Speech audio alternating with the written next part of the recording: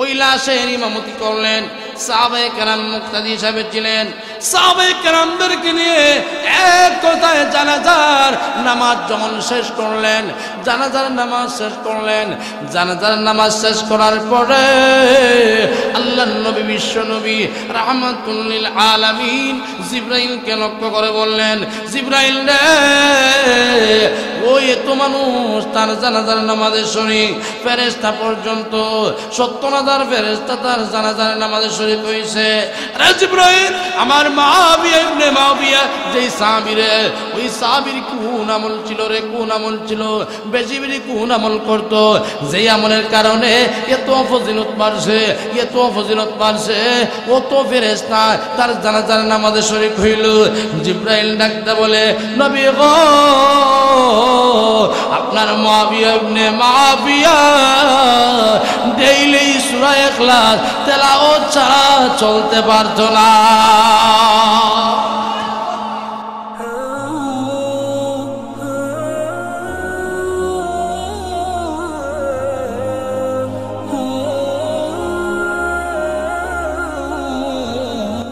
মাহফিল HD media আহলে সুন্নাত ওয়াল জামাতের একমাত্র ইসলামিক ইউটিউব চ্যানেল।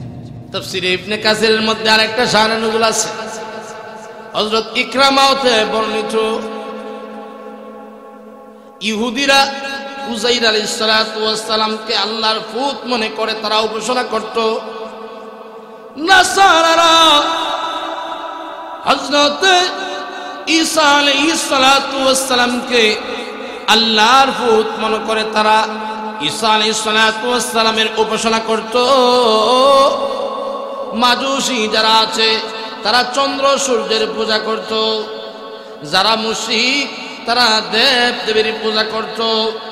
আমার পানের ভাইয়েরা, আল্লাহ সূরা ইখলাস নাযিল করে নবীকে জানায়া দিলেন, নবী গো, আপনি বলুন, কুল হুয়াল্লাহু আহাদ আল্লাহুস সামাদ লাম ইয়ালিদ ওয়া লাম ইউলাদ ওয়া লাম ইয়াকুল লাহু কুফুয়ান আহাদ।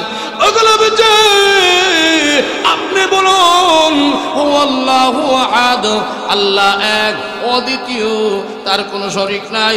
আল্লাহুস সামাদ, আল্লাহ বলেন অমুখাপেক্ষী, আল্লাহ বেনিয়াদ, কারো মুখাপেক্ষী নয়, কারো মুখাপেক্ষী নয়, আল্লাহ এক। অতএব ইহুদিরা তোমরা উযাইরকে আল্লাহর ছেলে বানাইতে পারো না, আল্লাহ এক। খ্রিস্টানের দলেরা তোমরা ঈসা নবীকে খোদা বানাইতে পারো না, আল্লাহ এক নয়। ও মাজুসির দলেরা তোমরা চন্দ্র সূর্যের পূজা করতে পারো না, আল্লাহ এক। ও মুশরিকরা তোমরা দেব দেবীর পূজা করতে পারো না, নবী আপনি তাদেরকে জানায়া দাও। সুবহানাল্লাহ। এই সূরার মধ্যে আল্লাহ তাআলার একত্ববাদের আলোচনা করেছেন, আল্লাহ তাআলার একত্ববাদের আলোচনা করেছেন এবং আল্লাহ তাআলার পরিচয়ও দিয়েছেন। সুবহানাল্লাহ। এবার আসুন, আল্লাহ সুবহানাহু ওয়া তাআলা হলেন সামাদ। হযরত কাতাদা বলেন সমাদের ব্যাখ্যা,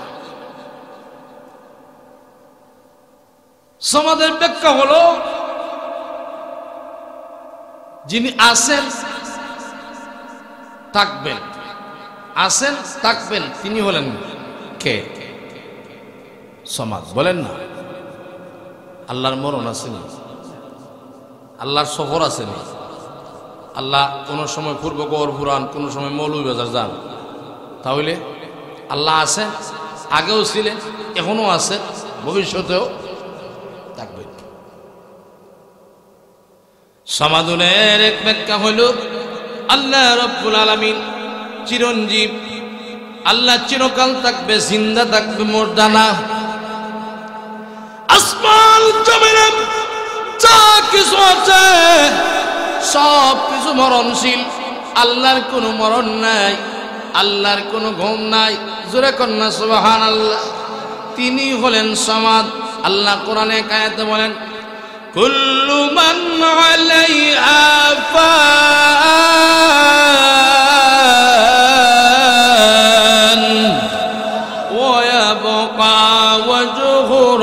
রব্বিকা যুল জালালি ওয়াল ইকরাম।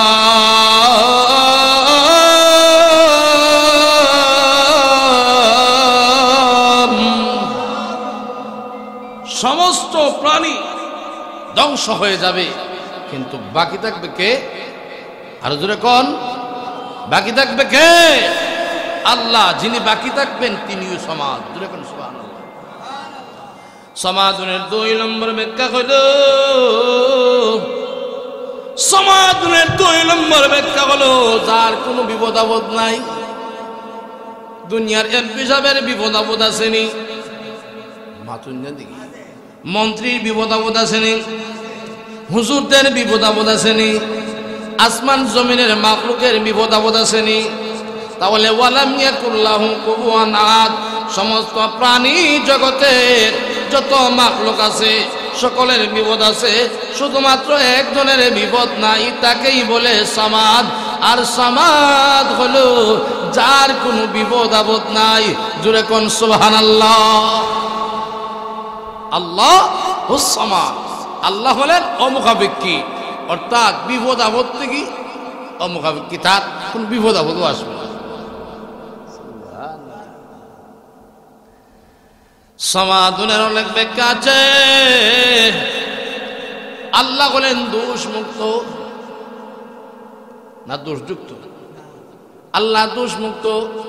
পৃথিবীতে নবী আলাইহিস সালাতু ওয়াস সালামের ভুল বলা যায় না, কিন্তু বান্দা হিসাবেও তো করতে পারেন, হয়তো এটা রহমত। সাহাবায়ে কেরামরা করতে পারেন, কিন্তু আমাদের জন্য রহমত। নবী আলাইহিস সালাতু ওয়াস সালাম হলেন মাসুম, আর সাহাবায়ে কেরামরা হলেন মাগফুর।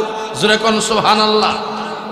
নবী আলাইহিস সালাতু ওয়াস সালামকে আল্লাহ মাসুম রেখে দিয়েছেন, আর সাহাবায়ে কেরামদেরকে আল্লাহ মাগফুর রেখে দিয়েছেন। সুবহানাল্লাহ। অর্থাৎ নবী আলাইহিস সালাতু ওয়াস সালামের কোনো গুনাহ নাই, সাহাবায়ে কেরামদের গুনাহ হলেও তাদেরকে মাফ। জোরে কোন সুবহানাল্লাহ। قل هو الله أحد الله الصمد لم يلد ولم يولد ولم يكن له كفوا أحد। সমাধানের 4 নম্বর ব্যাখ্যা হলো হযরত হাসান রাদিয়াল্লাহু তাআলা আনহু, উনি সমাদের ব্যাখ্যা দিয়েছেন।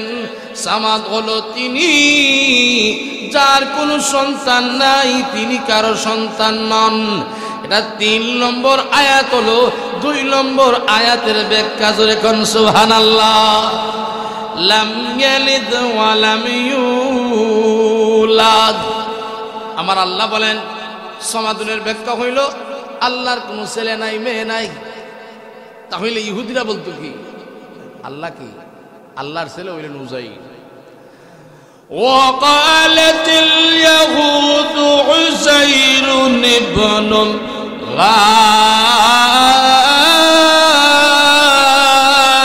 الله وقالت النصارى المسيح ابن الله।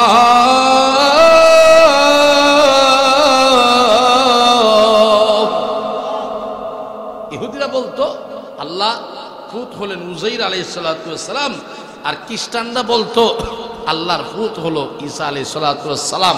তাদের কথাকে খণ্ডন করার জন্য দাঁত ভাঙা জবাব দিয়েছেন সূরা ইখলাস নাযিল করে। সুবহানাল্লাহ। পৃথিবীর কারো উপাসনা করা যায় না, কোন মন্ত্রের কথা বলা যায় না। যদি কোন মন্ত্রী আল্লাহর বিরুদ্ধে কথা বলে, নবীর বিরুদ্ধে কথা বলে, ইসলামের বিরুদ্ধে কথা বলে, কোন মানুষের কথা মানা যায় না। আসমান জমিন হলো আল্লাহর, আসমান জমিনে আল্লাহর গুণকীর্তন হবে, অন্য মানুষের গুণকীর্তন হবে না, হবে না। চিল্লায় এখন ঠিক না বেঠি? আল্লাহ হলেন এক, একমাত্র যদি গোলামি করতে হয় আল্লাহরই করতে হবে, ঠিক কিনা? এখন আমাদের সমাজে কিছু বন্ড ভির আছে না নাই? আরো জোরে কন। কিছু মাজার পূজারি। আমরা মাজারের কোনো বিপক্ষে নয়, মাজারের পক্ষে। মাজারের নিচে যিনি আছেন উনার পক্ষে। যারা মাজার করে, যারা মোমবাতি জ্বালায় তাদের পক্ষে নয়। আওয়াজ দিয়ে বলেন ঠিক কিনা? আজ সমাজে মাজার পূজারীরা মাজার পূজা করে করে ওলিয়া উলিয়াদেরকে কষ্ট দিচ্ছে। আর যারা মাজারের বিরুদ্ধে কথা বলে তাদের বিরুদ্ধে কিছু নামদারি মোল্লারা, সুন্নি নামদারি মোল্লারা তাদের বিরুদ্ধে চারণ করে। আমি এই মাহফিল থেকে বলিষ্ঠ আওয়াজে বলতে চাই যে এই সমস্ত মাজার পূজারী আছে তাদের লোক ধরলে অবাঞ্ছিত ঘোষণা করা হবে। তাদের লোক যারা ধরবে তারা বেদাতি হবে, কোনোদিন হকপন্থী হতে পারবে না। কারণ হলো অনেক মাজারিরা বলে যে হুজুরের কাছে যাও, গিয়া যদি হুজুরের পায়ে সেজদা দিতে পারো তাহলে তোমাকে বাচ্চা দেব। আর হুজুর এখন না কেন গৌরপুর এরিয়া এদিকে তো হয় না, কিন্তু যখন আমরা এই ঢাকার দিকে যাই তখন আমরা বুঝতে পারি কি পরিমাণ দেশও আছে বন্যা। ঠিক না বেঠি? কোন কোন জায়গায় আছে বলে পীর সাহেবদের সামনে মুরিদ যদি আয় মহিলা কোনো গুনাহ হয় না। নাউজুবিল্লাহ। মহিলার আয়েশা পাউটি বাইতে পারবে, কোনো গুনাহ হবে না, বরং সওয়াব হবে। আর জোরে কও। এরপরে মাজারে যাইয়া বলে বাবা শাহ জালাল, বাবা শাহ পুরান, বাচ্চা দাও বাচ্চা দাও। জোরে কোন বাচ্চা দেনেওয়ালা। আর জোরে কোন হায়াতের মালিক, দৌলতের মালিক, সব কিছুর মালিককে। আর জোরে কোন খেয়ে আল্লাহ যদি সব কিছুর মালিক হয়, এই সূরার মধ্যে আল্লাহ সবক দিয়েছেন তাওহীদের একত্ববাদের।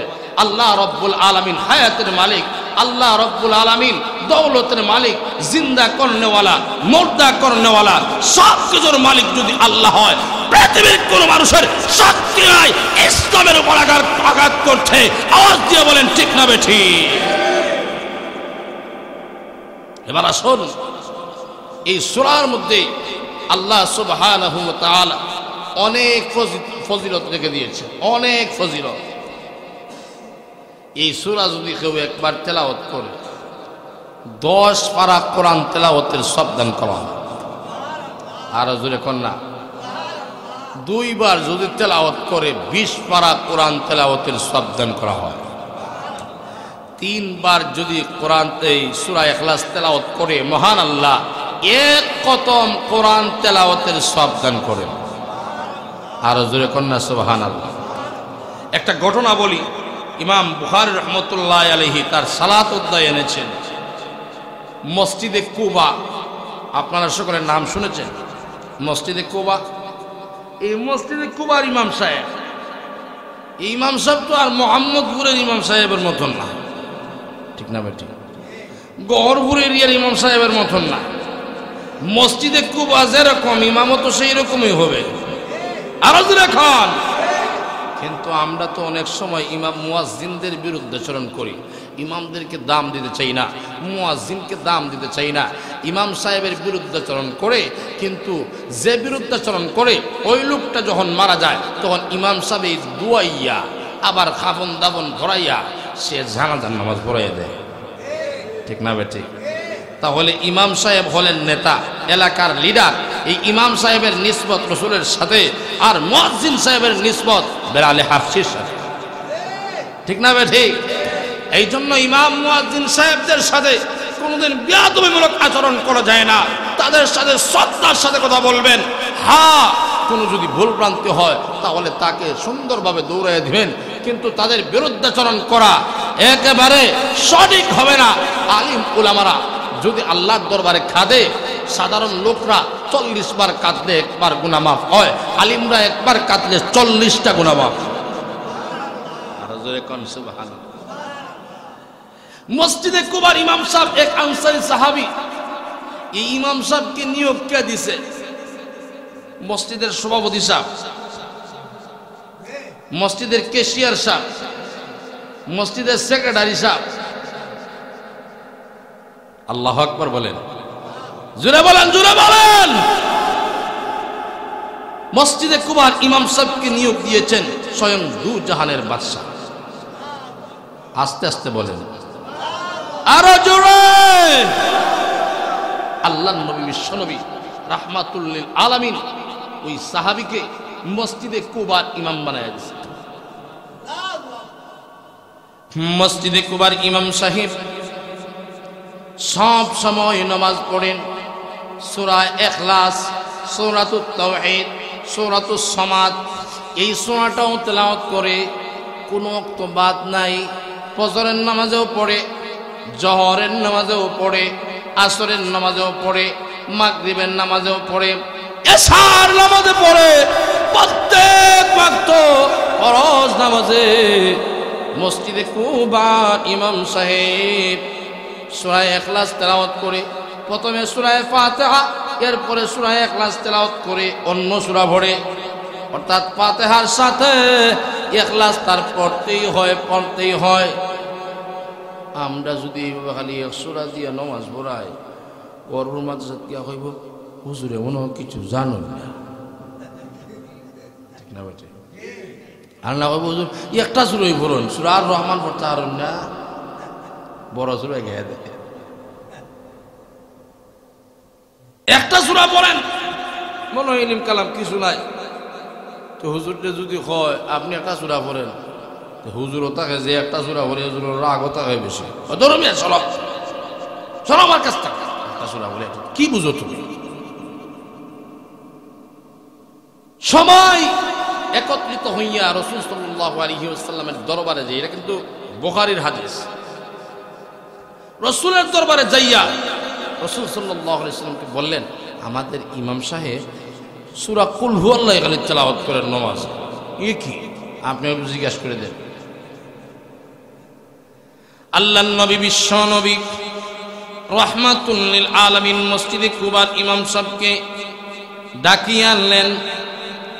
হে মসজিদে কুবার মুসল্লিয়ান কেরামরা, তোমরা মসজিদে কুবার ইমাম সাহেবকে একটু বলো আসার জন্য বলে দিবা আমি বিশ্বনবী বলেছি আমার কাছে আসতে।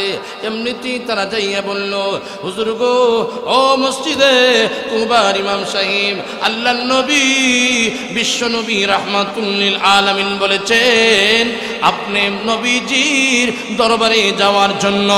আল্লাহর নবীর দরবারে যখন ইমাম সাহেব আসলেন, আল্লাহর নবী বিশ্বনবী রাহমাতুল লিল আলামিন ডাকতে বলেন, ও ইমাম সাহেব, ও মসজিদে কুবার ইমাম সাহেব, আপনার তো অভিযোগ আসলো। কি অভিযোগ আসলো গো নবী? এমনিতেই নবীজি ডাকতে বলে, তুমি নাকি 5 ওয়াক্ত নামাজে সূরা ইখলাস তেলাওয়াত করো, আর কি কোনো সূরা পড়তে পারো না? ইমাম সাহেব প্রথমে বলেছেন আমি সূরা ইখলাস তেলাওয়াত করব। ওই মুসল্লিয়ান কেরামদেরকে বলছিলেন, তারা যখন জিজ্ঞাসা করেছিল, হুজুর আপনি সূরা ইখলাস শুধুমাত্র তেলাওয়াত করেন, তার কারণটা কি? ইমাম সাহেব বলেন, সূরা ইখলাস তেলাওয়াত করে নামাজ পড়ব, তোমরা যদি পড়ো মসজিদে আসবা, আর না হয় আমি ইমামতি ছেড়ে চলে যাব। জোরে কোন সুবহানাল্লাহ। সাধারণ ইমাম না, আল্লাহর নবীর দরবারে যখন গেছেন মসজিদে কুবার ইমাম সাহেব, আল্লাহর নবী ডাকতে বললেন, ও ইমাম সাহেব, আপনি শুধুমাত্র সূরা ইখলাস তেলাওয়াত করো, তার কারণটা কি? এমনিতেই ইমাম সাহেব নরম ভাষায় বলা শুরু করলো, নবী গো, সূরা ইখলাসের মধ্যে আল্লাহর পরিচয় পাওয়া যায়, তাওহীদ একত্ববাদের আলোচনা রয়েছে।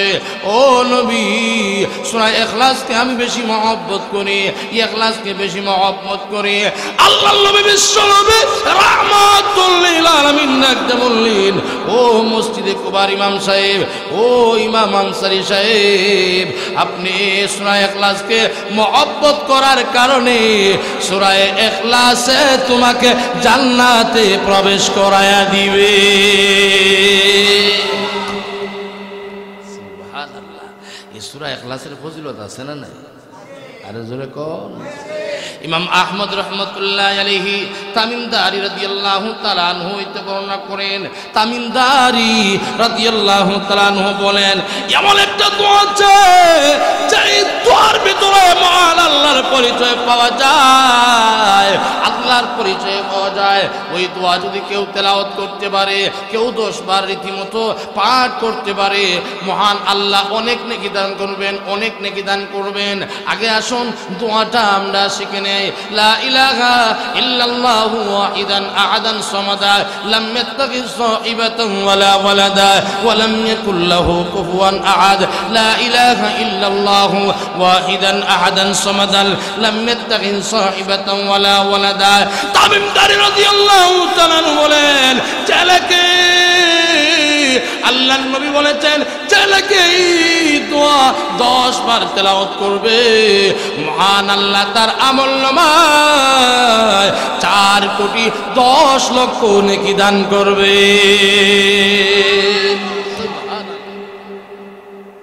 শুধু তাই নয়, সাঈদ ইবনে মুসাইয়িব রাদিয়াল্লাহু তাআলা আনহু হইতে বর্ণিত, তিনি বলেন সূরা ইখলাসকে বেশি বেশি মহব্বত করবেন, সূরা ইখলাসকে বেশি বেশি মহব্বত করবেন। সূরা ইখলাস যদি কেউ 10 বার তেলাওয়াত করে, কয়বার? আরো জোরে খান। সূরাতুল ইখলাসকে কেউ যদি 10 বার তেলাওয়াত করে, তাহলে তার জন্য মহান আল্লাহ জান্নাতে একটা বিল্ডিং তৈরি করে দেন। আরো জোরে। যেই ব্যক্তি নাকি সূরা ইখলাস 20 বার তেলাওয়াত করবে, মহান আল্লাহ তার জন্য জান্নাতের ভিতরে 2টা বিল্ডিং এর ব্যবস্থা করে দিবে। যে কেহ 30 বার সূরা ইখলাস তেলাওয়াত করবে, মহান আল্লাহ জান্নাতের ভিতরে তার জন্য 3টা ঘর নির্মাণ করে দিবেন, বিল্ডিং নির্মাণ করে দিবেন। হযরত ওমর ফারুক রাদিয়াল্লাহু তাআলা ডাকতে বলে, নবী গো, তাহলে জান্নাতের বিল্ডিং আরো বাড়াইতে হবে, আরো বাড়াইতে হবে, আরো বাড়াইতে হবে। আল্লাহর নবী বিশ্ব নবী ডাকতে বলে, ওমর রে, আল্লাহ তাআলা তোর প্রাচুর্যময়, আল্লাহর দরবারে যত তেলাওয়াত করবে তত জান্নাতের বিল্ডিং মহান আল্লাহ আরো বাড়ায়া দিবে। সুবহানাল্লাহ। এই সূরা ইখলাসের কত ফজিলত! আল্লাহ তাআলা এই সূরা ইখলাসের ভিতরে এত ফজিলত দান করেছেন। যদি আমল করতে পারি, ইনশাআল্লাহ আমরা ইহকালেও কল্যাণ হবে, পরকালেও কল্যাণ হবে। ঠিক না বেঠিক? জোরে কন।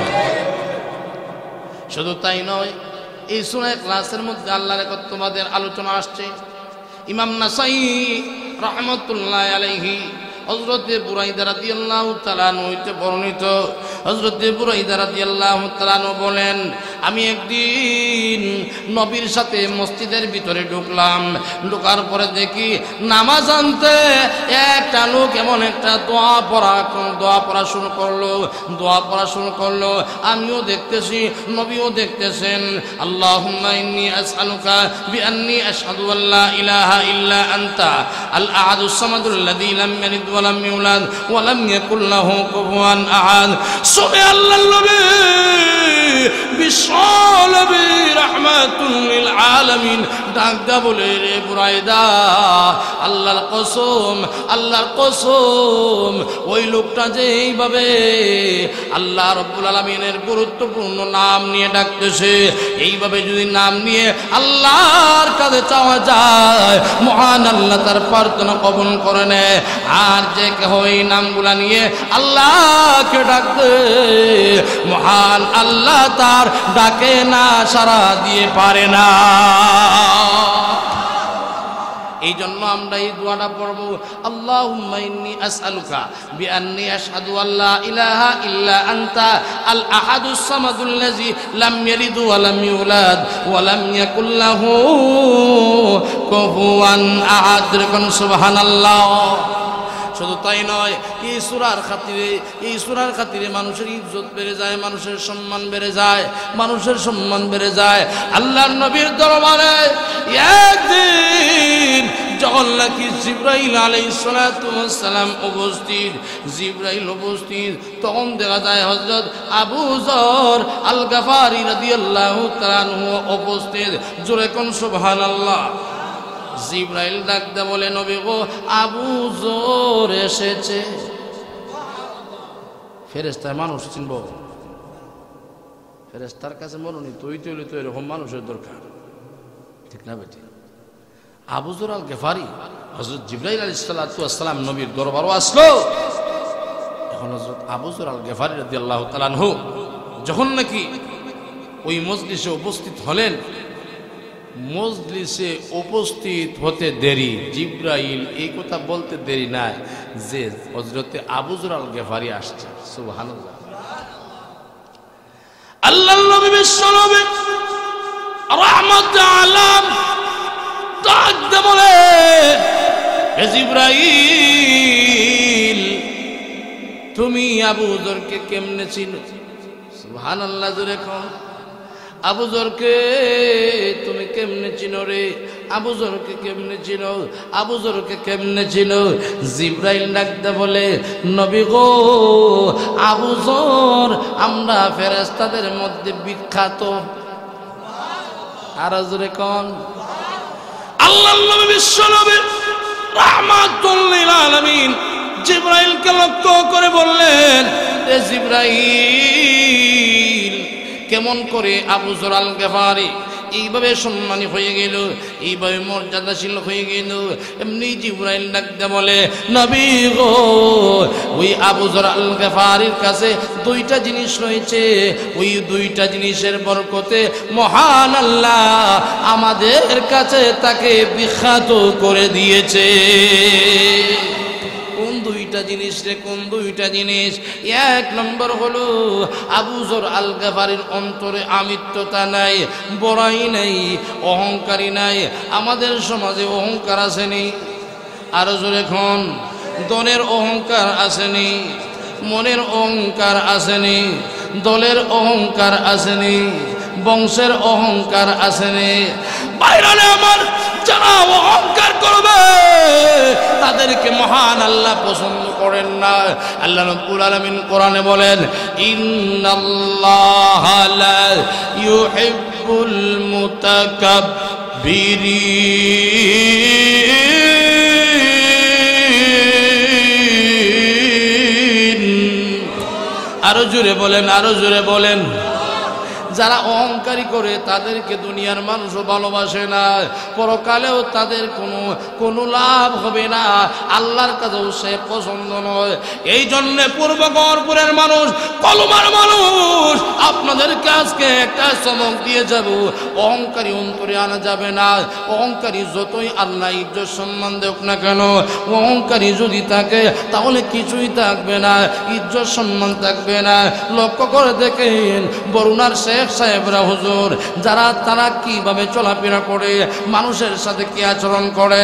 আমার পানের ভাইয়েরা, দলের শক্তিতে মানুষ তোমাকে মানবে না, তোমার অহংকারে মানুষ মানবে না, মানুষ মানবে মদিনার শিক্ষা যদি তোমার কাছে থাকে, তোমার কাছে যদি নবীজির আদর্শ থাকে, নবীজির জীবন ব্যবস্থা যদি তোমার কাছে থাকে, তোমার কাছে মানুষ আইসা একেবারে নরম হয়ে যাবে। আলিমের আমি কম আলিম না, আমি মুহাদ্দিস, আমি মুয়াসসির, আমি হেই, আমি সেই, আমি নেতা, আমি খেতা। কিসের বড়াই কররে মন,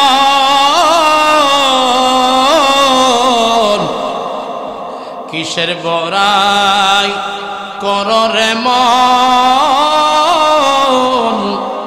মাটির তল লইয়া। একদিন তোমার প্রাণ পাখি যাইবে রে উড়িয়া, প্রাণ পাখি যাইবে রে উড়িয়া। অহংকারী করিয়া কোনো লাভ হবে না, একদিন তো মালাকুল মউতে জাপটা দিবে। আমরা এখন কত ভালো পোশাক পরিধান করি, কিন্তু যখন আমাদেরকে শুধুমাত্র একটা সাদা কাপড় দিয়ে পেঁচাইয়া নিবে, আমাদের কেউ থাকবে না। আমরা তো মাটির তৈরি, মাটিতে চলে যাব। আমাদের পেটের ভিতরে প্রস্তাব পায়খানার ট্যাঙ্কি আছে না নাই? তাহলে যার পেটের ভিতরে প্রস্তাব পায়খানার ট্যাঙ্কি থাকে সে কোনোদিন অহংকারী করতে পারে না। অহংকারীর একমাত্র গুণ হলো আল্লাহর। সুবহানাল্লাহ। আল্লাহ হলেন দুনিয়াতে, আমরা আছি এখন রহমান। ও আল্লাহুল্লাযী লা ইলাহা ইল্লা হু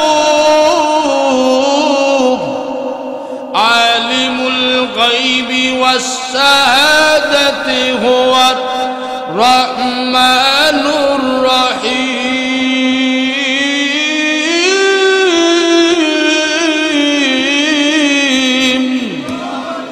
আল্লাহ হলেন দুনিয়াতে রহমান। ও বান্দার বান্দিরা, তোমরা যতই গুনাহ করো না কেন, যদি একজন আরেকজনের হক নষ্ট করো না কেন, তাদের কাছে মাফ চাও, আমার কাছে মাফ চাও, আমি রহমান। কিন্তু রব্বুল আলামিন হাসরের ময়দানে কাহ্হার হয়ে যাবেন, তখন অহংকারীর কোনো দাম থাকবে না। যারা অহংকারী করেছে, ইসলামের উপরে অহংকারী করেছে, যারা নাকি ইসলাম বিরুদ্ধাচরণ করেছে, তারা অহংকারী করেছে, যারা উলামায়ে কেরামদের বিরুদ্ধাচরণ করেছে, তারা দলের অহংকারী করেছে। আওয়াজ দিয়ে বলেন ঠিক না বেঠিক? এই অহংকারী থাকবে? কি বলেন থাকবে? আল্লাহর নবীর সাহাবী আবু যর আল গফারি রাদিয়াল্লাহু তাআলা আনহুর দুইটা জিনিস তার কাছে বিদ্যমান ছিল। একটা হলো সে অহংকারী না। সুবহানাল্লাহ। অহংকারী না করলে সব মানুষ আপনাকে মহব্বত করবে, আর যদি অহংকারী করেন কেউ আপনাকে দেখতে পারবে না। ঠিক না বেটি?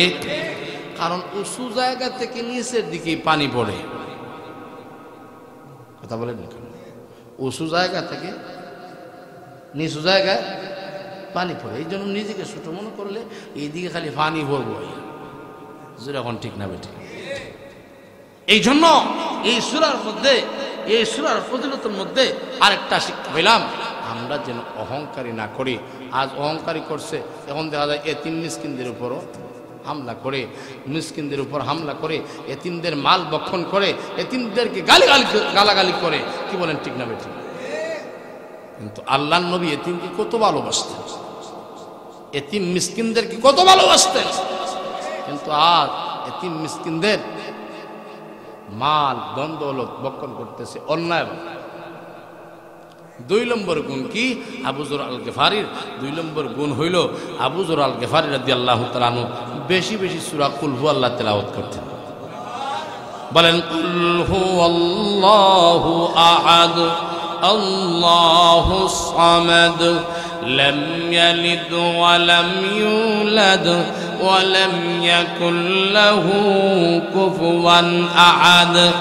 আল্লাহর নবী বিশ্বনবী যখন জিবরাইলকে লক্ষ্য করে বললেন, রে জিবরাইল, আবু যরের এত সম্মান আর ইজ্জত কিভাবে বাড়ল রে? জিবরাইল ডাকতে বলে, তার কোনো অহংকারী নাই। 2 নম্বর হলো বেশি বেশি সূরা ইখলাস তেলাওয়াত করত। এই জন্য আবু যর আল গফারিকে আমরা ফেরেশতা চিনি।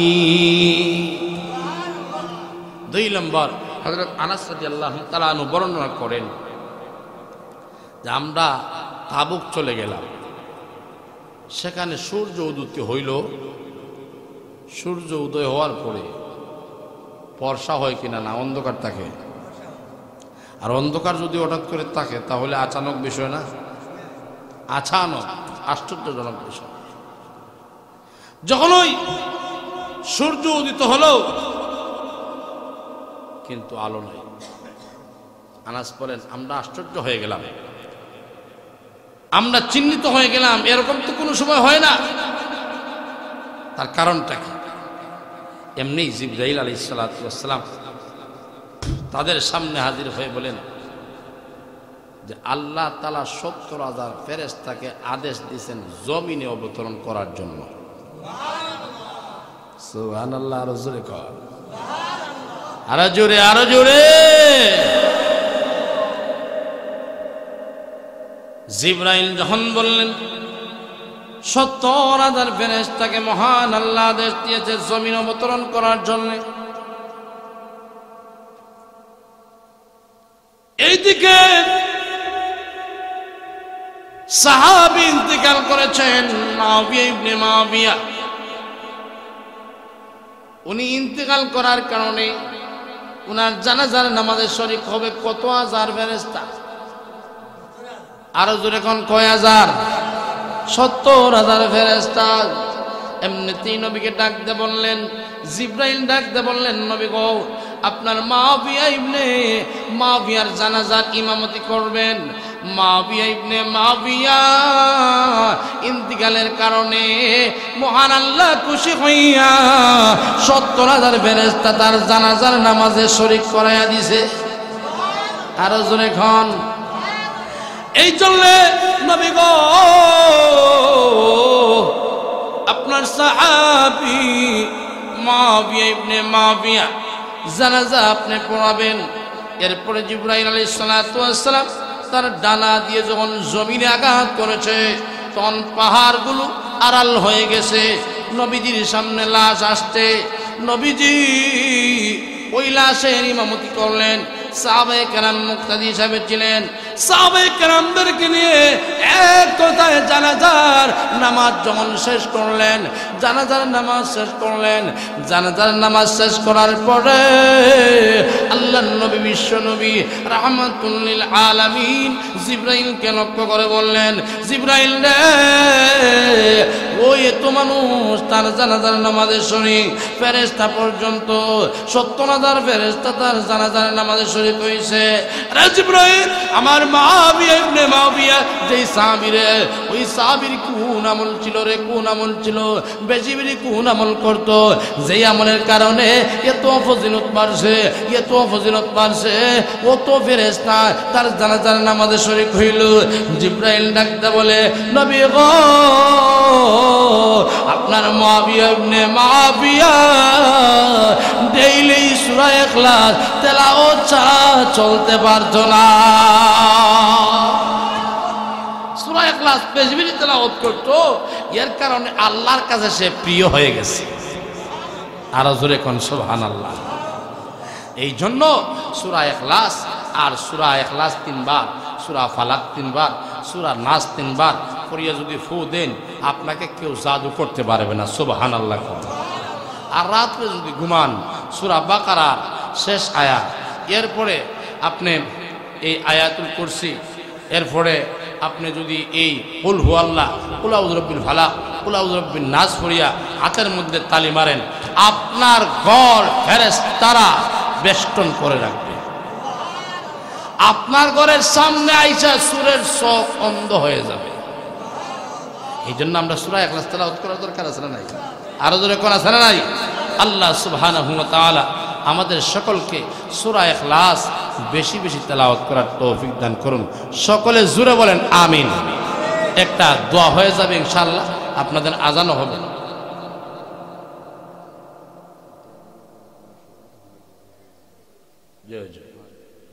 ইনশাআল্লাহ কালেকশন তো আমরা সুনামগঞ্জ উনি কি আসতেছেন?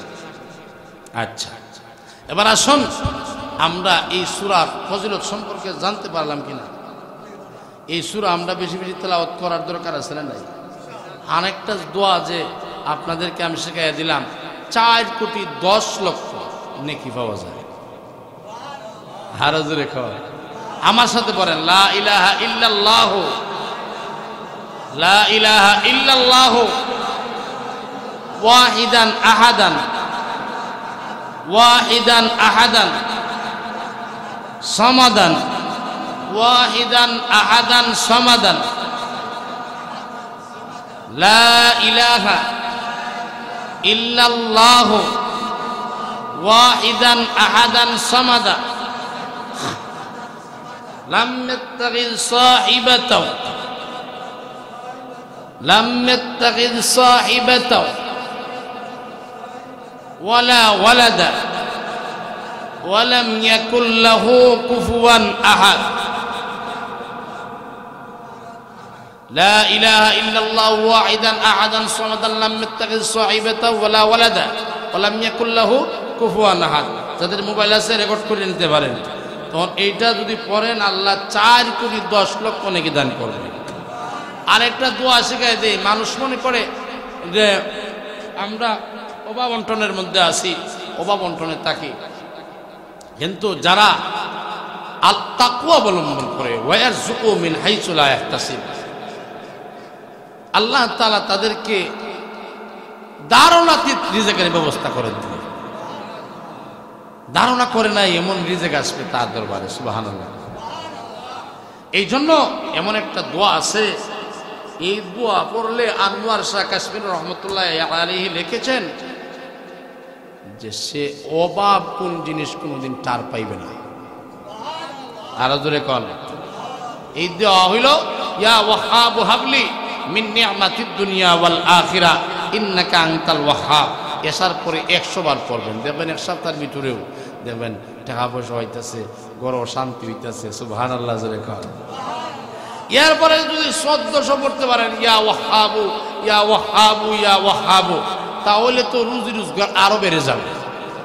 আর যদি সূরা ওয়াকিয়া মাগরিবের পরে তেলাওয়াত করতে পারেন, তার কোনোদিন অভাব থাকতে পারে না। সকালবেলা আমরা কি পড়ব? কুল হুয়াল্লাহ 10 বার তেলাওয়াত করব,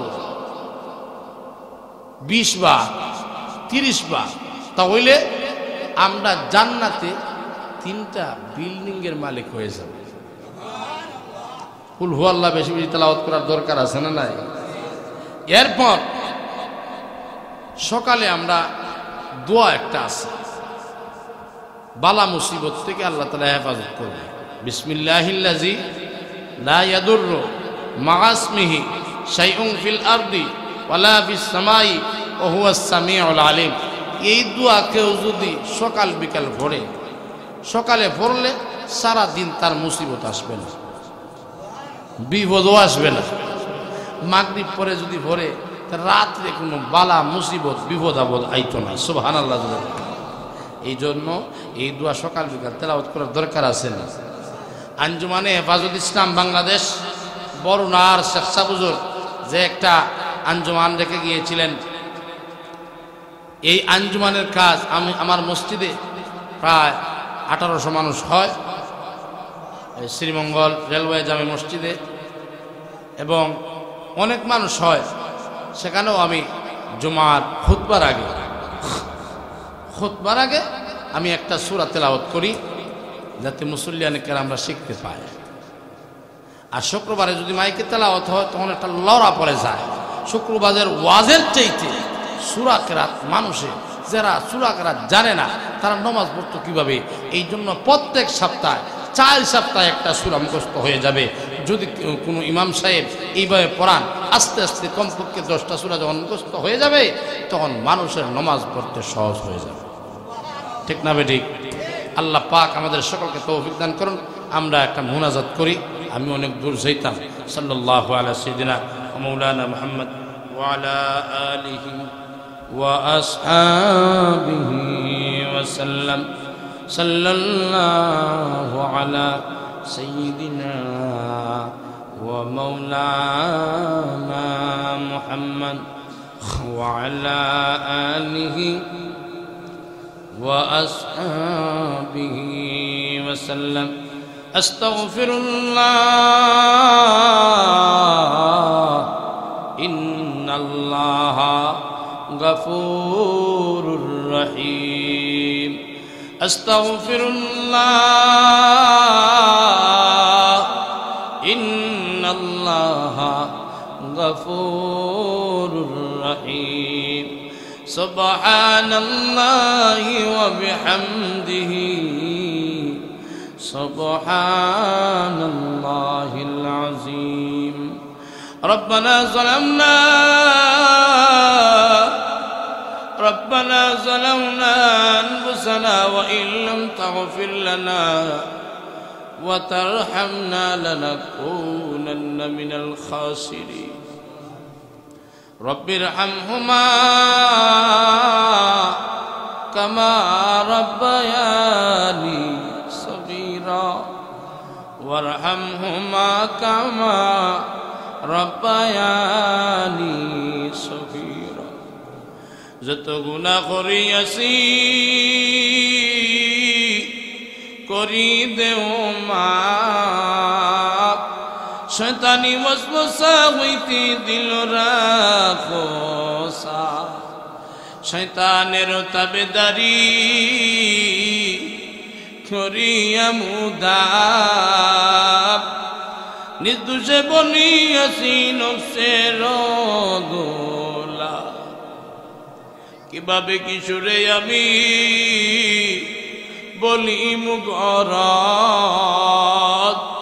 রীতি নীতি নাহি জানি করিতে আরো, যেভাবে মঞ্জুর হয় আরো আমার, সেইভাবে তৌফিক দাও দুআ করিবা। বালা তাকি বুড়া তাকি তবুও দুআ, বালা তাকি বুড়া তাকি তবুও তোমার,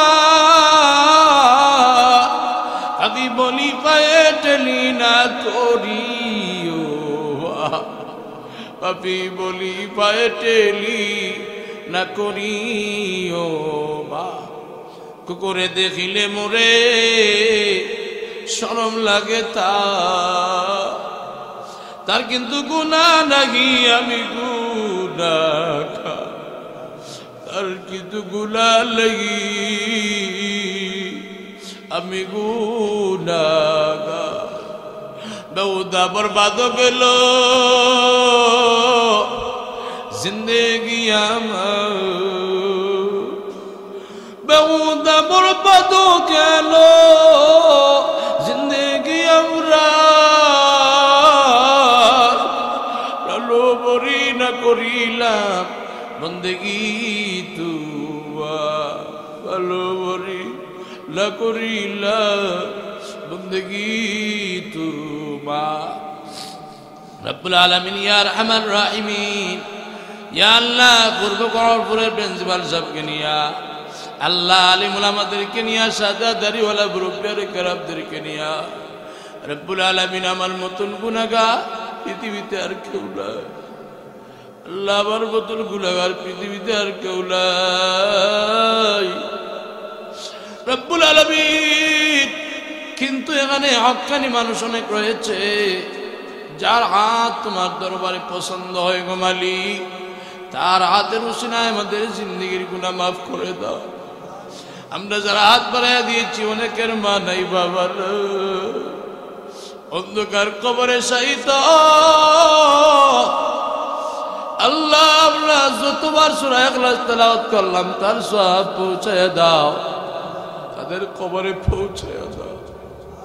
আল্লাহ মা বাবা কত কষ্ট করে আমাদেরকে লালন পালন করেছে গো আলী,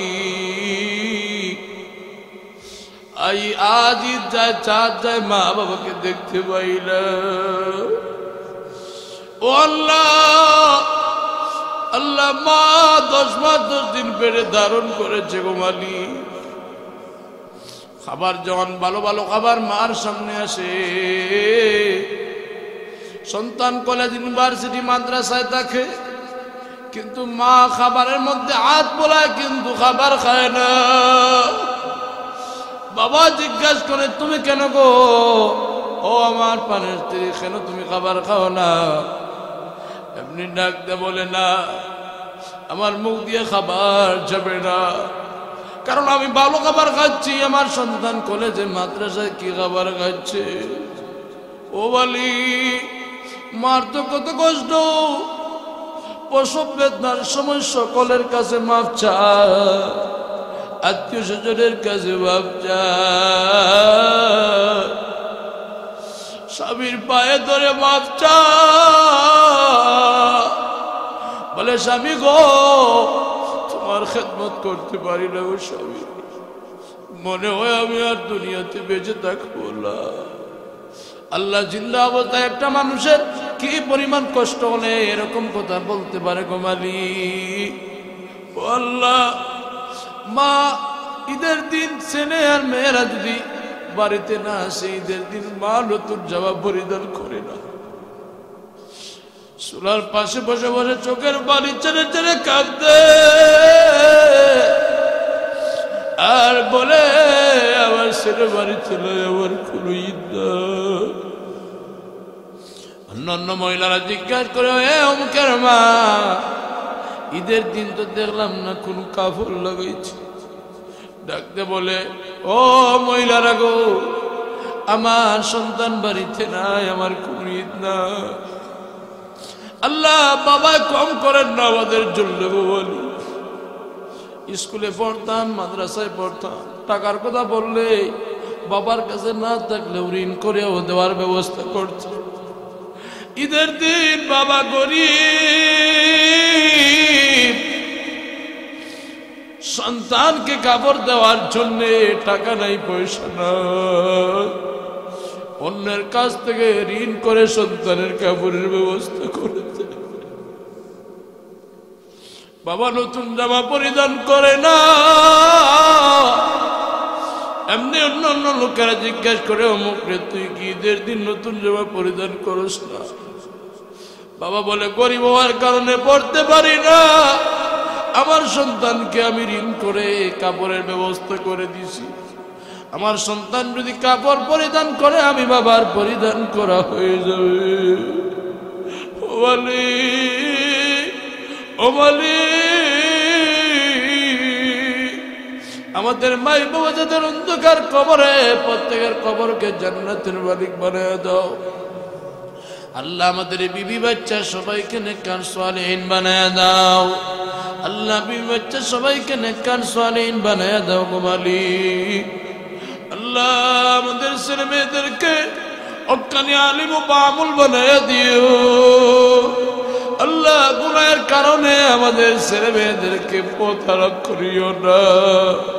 আল্লাহ আমার ছেলেরা অসুস্থ আছে, আল্লাহ তুমি সুস্থতা দান করো, সেবায় আজিলা কামিলা নসিব করো। আল্লাহ আমাদের পীর উস্তাদ সবাইকে মাফ করে দাও।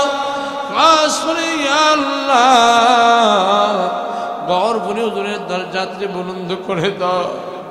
আল্লাহ তোমার বন্ধুর ফয়েজে আপনারে ফয়জাব করে দাও। আল্লাহ আমার অনেক উস্তাদরা, আল্লাহ মুহাদ্দিসিনে কেরাম, আয় আল্লাহ মুফাসসিরিনে কেরাম অনেক চলে গেছে মালিক। আমার প্রত্যেক উস্তাদের কবরকে জান্নাতের বাগান বানায় দাও। খাস করে আল্লাহ যত উস্তাদ আছেন সকলের হায়াত বাড়ায় দাও।